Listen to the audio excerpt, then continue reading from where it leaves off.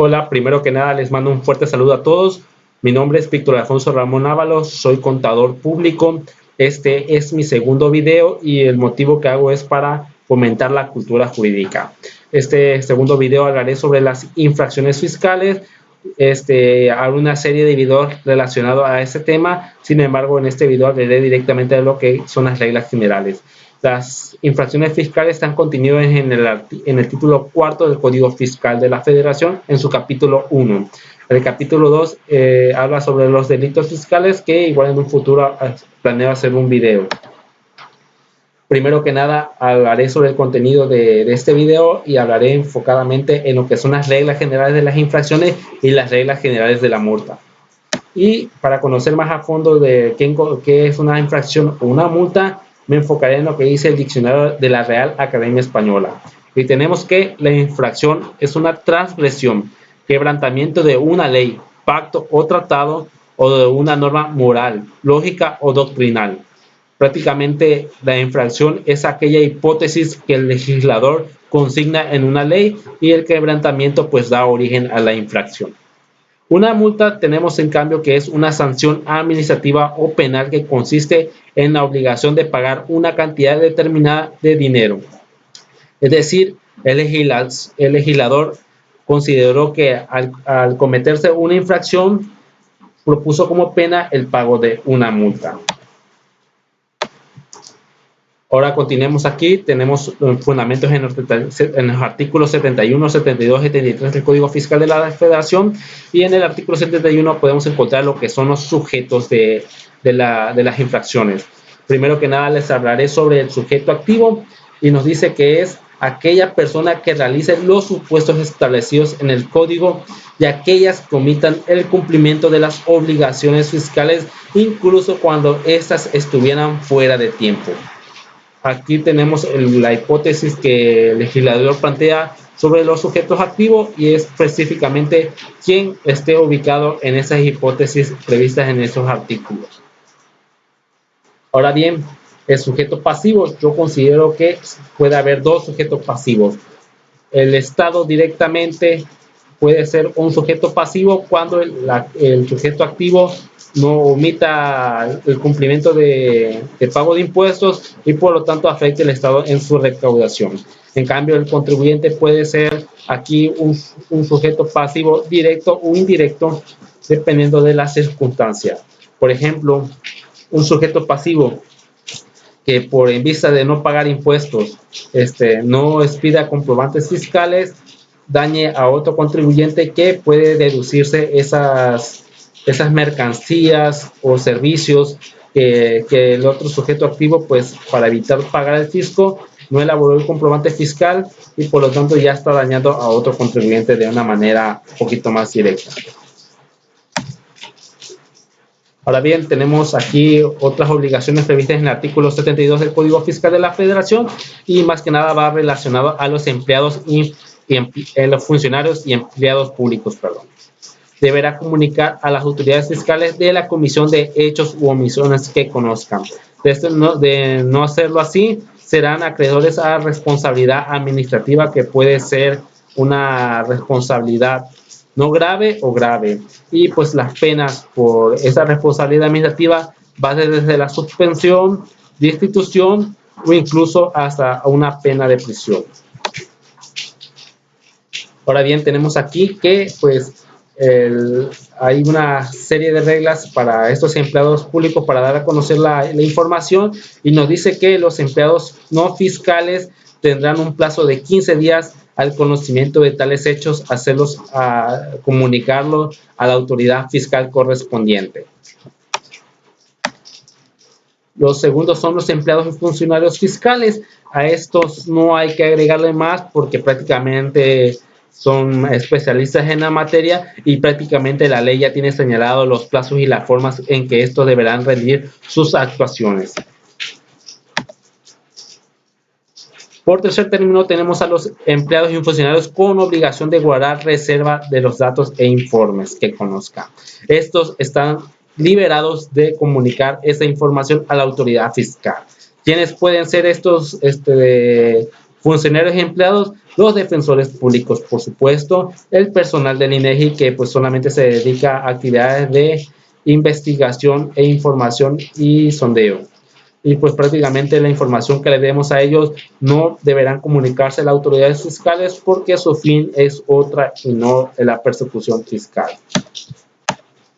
Y por último tenemos a aquellos funcionarios y empleados que participen en la tarea de asistencia del contribuyente. Estos igual están liberados de comunicar esa información. ¿Quiénes pueden estar en esta categoría de asistencia al contribuyente? Aquellos funcionarios del SAT que estén a cargo de las salas gratuitas y que reciban a los contribuyentes. Aunque sean la propia autoridad fiscal, pues ellos están impedidos de comunicar esa información porque el contribuyente llega a ellos de una buena fe. Y también pueden estar ubicados en estos supuestos los funcionarios empleados que trabajen para la Procuraduría de Defensa de los Contribuyentes. Ellos igual pues están amparados de comunicar esa información.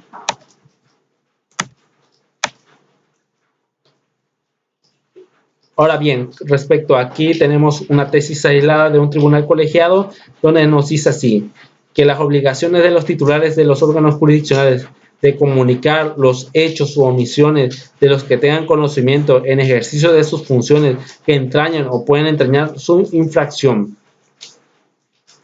Es decir, aquí a los titulares de los órganos jurisdiccionales que pues conozcan de algún hecho o omisión a las infracciones fiscales, pues deberán comunicarlo a la autoridad correspondiente. Esto pues prácticamente ya lo vimos que está en la fracción 1 del artículo 72, el cual tendrán 15 días para poder comunicarlos. Esta tesis en sus textos nos menciona que durante un juicio, en un juicio de arrendamiento, un juez se percató que el arrendador pues nunca expidió los comprobantes fiscales respectivos. Hoy en día ya es una obligación, por lo tanto se puede conocer que pues no desglosaba el IVA, el ICR que le correspondía y por lo tanto es una infracción a las disposiciones legales y por lo tanto este juez consideró que el arrendador pues estaba en ese supuesto de infracción. Por lo tanto el juez tuvo que comunicárselo a la autoridad correspondiente. Ahora bien, algo muy bueno, dice, no se impondrá multa, pero aquí se dan en solamente 3 supuestos. Dice, cuando se cumplan de manera espontánea, sean de causa de fuerza mayor o casos fortuitos. La fuerza mayor, pues prácticamente podemos considerar aquí un evento de la naturaleza. Por ejemplo, un tsunami que azota una costa donde hay unas bodegas y hay varias empresas que mantienen información en esa bodega y prácticamente la contabilidad se pierde por ese efecto de fuerza mayor, prácticamente pues no habrá multa por ese supuesto. Obviamente hay que rectificarlo ante el notario que dé una fe de hecho de que la contabilidad se destruyó para poder no sujetarnos a la actividad del fisco. Caso fortuito. Aquí algo un poquito más intenso es que un avión caiga sobre una bodega donde un contribuyente guarda su contabilidad y esta quede prácticamente inservible. Por eso es el caso fortuito. Ahora bien, la situación espontánea, la ley contempla 3 supuestos en el artículo 73 del Código Fiscal de la Federación. Primer supuesto, para que no se considere espontáneo el pago de la multa, dice que la omisión sea descubierta por la autoridad fiscal. Obviamente, si me descubren, ya no será espontáneo el pago de la contribución. O sea que yo pude realizar me tocaba pagar el día 17 del mes de octubre, me tocaba pagar los impuestos, no los pagué, y resulta que pues el día de hoy sigo sin pagarlos, pero más que nada ya el lunes voy a ir corriendo a pagarlos y si todavía la autoridad no me ha descubierto para pagar esos impuestos que omití, por lo tanto todavía pues no se me aplicará la multa. Sí pagaré el cargo de actualizaciones, pero no la multa. El segundo supuesto es que la omisión fuera realizada después de haberse notificado la orden de visita domiciliaria o haya mediado requerimiento o cualquier otra gestión notificada tendiente a la comprobación de obligaciones fiscales. prácticamente como en el ejemplo que yo les mencionaba, que pues el lunes voy a ir a pagar el impuesto, pero quizá yo vaya no en la tarde porque quiero ir después de comer. Pero resulta que en la mañana me llegó la autoridad fiscal y me notificó de una visita domiciliaria, pues prácticamente me arruinaron los papeles porque ya puedo ser acreedor a una imposición de una multa. El tercer y último supuesto es que la omisión fuera subsanada después de 10 días siguientes a la presentación del dictamen por contador público y señale tales contribuciones omitidas. Aquí pues prácticamente sería un error del contador público porque tienen la costumbre de entregarle el dictamen a sus clientes donde ellos pues prácticamente mencionan que omitieron contribuciones mínimas o máximas, pero se omitieron contribuciones y pues nunca se cercioran que el cliente realmente las pague y presente su declaración complementaria por efectos de dictamen. Por lo tanto, si el cliente pasan los 10 días y al día 11 la autoridad se da cuenta que el tal cliente no ha pagado los impuestos que el propio contador público dictaminó, por lo tanto ya será acreedor de una multa siempre y cuando que le medie un requerimiento correspondiente. Aquí tenemos otra tesis, esta es una tesis aislada, nos dice que el cumplimiento espontáneo no se actualiza si el interesado cumple una vez practicada la notificación, cuando alegue que esta todavía no surtía efectos y no obstante que la diligencia se entienda como con un tercero. Es decir, yo pues me notificaron y pues yo sé que la notificación surta al día siguiente que me es notificado y pues yo en ese momento que me está notificando corro a pagar, sin embargo yo ya seré considerado sujeto a la multa porque ya no se considera sujeto espontáneo, porque aun cuando la notificación no surtía efectos, ya está en la hipótesis de la multa. Ahora bien, aquí algo un poquito más interesante, dice que el cumplimiento espontáneo, es decir, no me ha notificado la autoridad y yo pues quiero pagar una multa, solamente afecta para multas de carácter fiscal. Aquí una multa administrativa, nos dice aquí Tribunal Colegiado de Circuito en su tesis aislada, nos dice que el cumplimiento espontáneo no actualiza la improcedencia conforme al primer párrafo del artículo 73 del Código Fiscal de la Federación. Es decir, el cumplimiento espontáneo solamente es para multas de carácter fiscal y no de carácter administrativo. Otra tesis aislada de otro Tribunal Colegiado de Circuito nos dice que la multa fiscal procede su imposición cuando el contribuyente modifica su situación mediante una declaración complementaria sin conocimiento de la autoridad que previamente le formuló un requerimiento. Aquí hay una perspectiva muy grande porque en la época de declaraciones anuales muchos contribuyentes pues por tener un saldo a favor pues modifican su declaración y se la presentan a la autoridad. Sin embargo, la autoridad se da cuenta y les emite un requerimiento de que la información que ellos tienen y con el contribuyente presentó no les cuadra y pues el contribuyente pues dice, ya me cacharon, pues no me queda más que presentar una declaración complementaria. Sin embargo, ya la autoridad pues ya tiene cartas en asunto que, por ejemplo, si tenía a pagar y pues modificó su declaración para tener un saldo a favor, ya la autoridad pues ya tiene conciencia de que el contribuyente realmente debería pagar tal contribución. Y aquí tenemos otra tesis de otro Tribunal Colegiado de Circuito. Nos dice que la multa fiscal, cuando la autoridad hacendaria revise los estados financieros del contribuyente. Aquí más que nada les voy a mencionar para aquellos que no son contadores. Los contadores, cuando hacen sus estados financieros, hay un rubro que dice impuestos a pagar. Prácticamente yo manifiesto ahí que yo le debo esos impuestos al fisco. Hoy en día con la contabilidad electrónica tenemos la obligación de mandar los estados financieros al fisco y por lo tanto ahí pueden ser conocedores de que un contribuyente al revisar ese rubro les debe dinero. Por ejemplo, el mes de agosto lo debía pagar en septiembre, resulta que ya llegamos a octubre y el contribuyente sigue mandando su estado financiero y ese impuesto a pagar y que no lo ha pagado, pues prácticamente ya es acreedor a la multa. Otra tesis aislada de otro Tribunal Colegiado de Circuito nos dice que las obligaciones fiscales. El requerimiento que se realiza al contador público autorizado para revisión de un dictamen financiero constituye una gestión de las autoridades fiscales que interrumpen la oportunidad para el cumplimiento espontáneo de las obligaciones revisadas a cargo de los contribuyentes. Aquí pues prácticamente no puedo hablar por todos, pero se puede dar un caso espontáneo de este tipo de estas situaciones en que un contribuyente pues se arregle con el contribuyente de pues modificar el dictamen, ¿no? Para que el contribuyente, aunque deba pagar 1 millón de pesos, el contador público pues modifica el dictamen y resulta que pues no le tocaba pagar, decía el dictamen.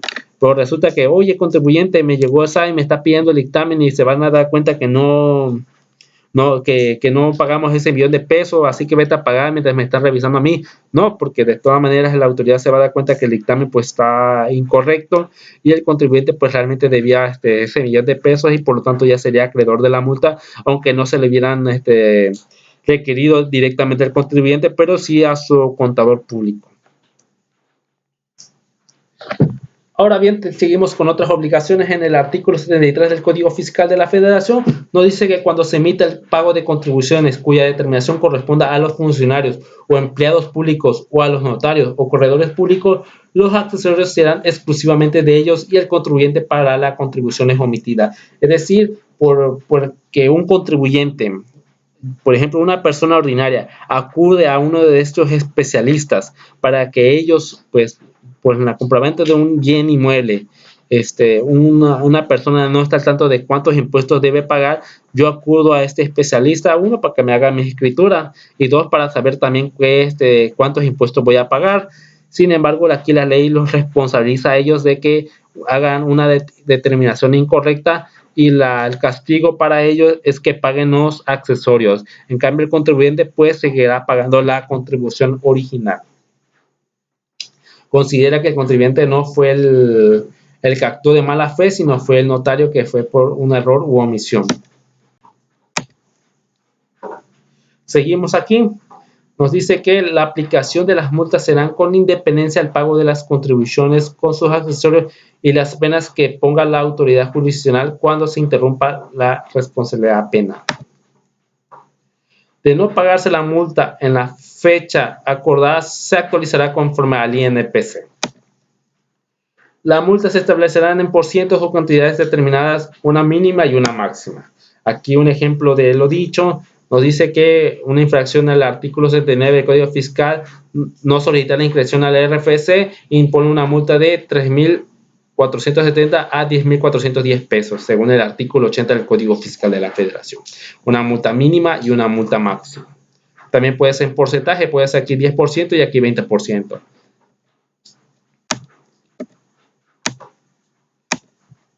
Seguimos con otra, algo muy interesante. Se aplicará una reducción de multa en un 50% a los contribuyentes que tributan en el régimen de incorporación fiscal, salvo que el precepto señale una multa menor para estos contribuyentes. Les voy a poner otro ejemplo aquí, igual relacionado al artículo 79, fracción 3, no presentar el aviso al registro o hacerlo extemporáneamente, salvo cuando se realice de manera espontánea. Nos dice que pues para una multa para un contribuyente de que está en el régimen general será de 4.200 a 8.390. Sin embargo, cuando sean del régimen de incorporación fiscal, la multa será de 1.400 a 2.800 pesos.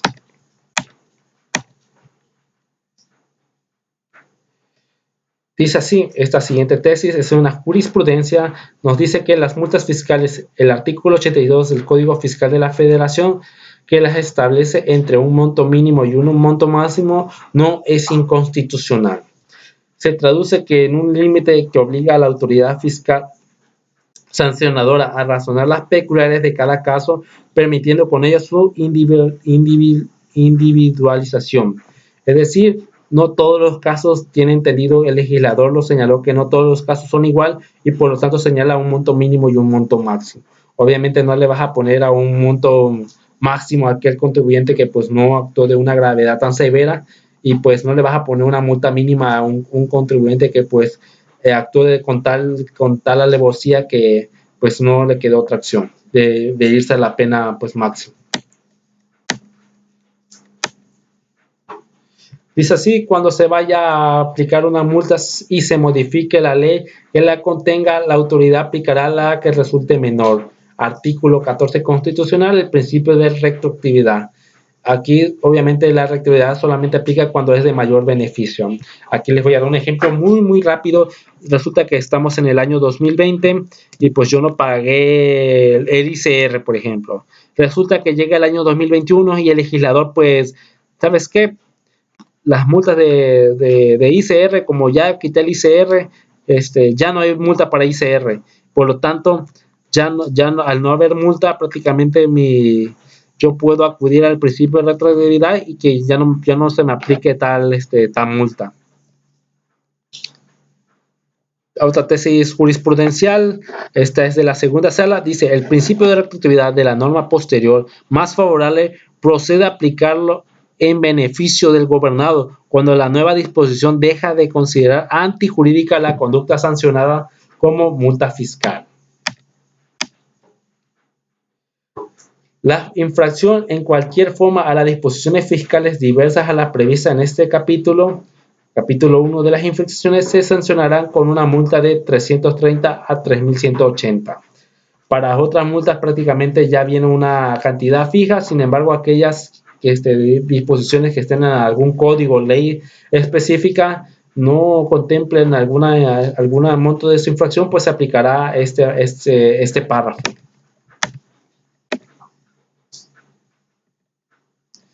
Ahora hablaremos de algunas jurisprudencias muy interesantes. Aquí tenemos esta: multas fiscales tratándose de las impuestas por el incumplimiento de obligaciones tributarias, tanto formales como sustantivas, no rige la garantía de previa audiencia. Aquí, ¿qué dice el legislador con previa audiencia? Pues prácticamente la autoridad te puede entablar esta multa sin acudir a un juicio respectivo. ¿Por qué lo consideró así el legislador? Porque para ello existen los medios de defensa que están en la materia fiscal. Por lo tanto, aquí no existe la garantía de previa audiencia, sino una audiencia posterior. Dice esta tesis de una tesis jurisprudencial de un tribunal colegiado del circuito, dice que las multas fiscales excesivas son inconstitucionales. Y nos dice en su texto, parte de este texto, dice: se faculta a la autoridad de la sanción esté en relación directa con la causa que originó la infracción y con el momento en que debe cubrirse la susodicha multa, estableciendo porcentajes fijos. Por cierto, nos refiere al artículo 22 constitucional, el cual le otorga a la autoridad sancionadora la facultad de determinar y valorar por sí misma las circunstancias que presente en cada caso en que existan infracciones a las disposiciones fiscales. Por tanto, en estas condiciones debe concluirse que una multa resulta excesiva y por ende inconstitucional cuando la misma se establezca en un porcentaje invariable en su imposición, no se pueda tomar en consideración los elementos citados. Como ya vimos, las multas se establecen en un porcentaje mínimo y máximo, obviamente porque no todos los casos pues son iguales. Aquí da juicio a la autoridad de tener discrecionalidad en la imposición de tal multa. Sin embargo, la ley considera que es inconstitucional cuando una multa sea excesiva. Por ejemplo, imponer una multa de 1 millón de pesos a aquellas personas que no paguen el IVA, pues prácticamente viene siendo muy excesiva, porque no todos los contribuyentes operan en tal supuesto de que manejen tan cantidades tan grandes para manejar 1 millón de pesos. En cambio, hay contribuyentes, pues realmente por su monto de operaciones sí es tan grande que pues prácticamente el 1 millón de pesos sí es costeable para ellos, pero una persona que pues gana un salario mínimo realmente sería incosteable ese monto. Por lo tanto, la autoridad consideró que pues esas multas son excesivas y por lo tanto son inconstitucionales. Y muchas gracias por su atención. Les dejo mi correo victoralfonso957gmail.com. Espero que hayan disfrutado este video, y me hagan llegar sus comentarios a mi correo. Les mando un fuerte saludo a todos y les deseo un excelente éxito en sus estudios. Muchas gracias.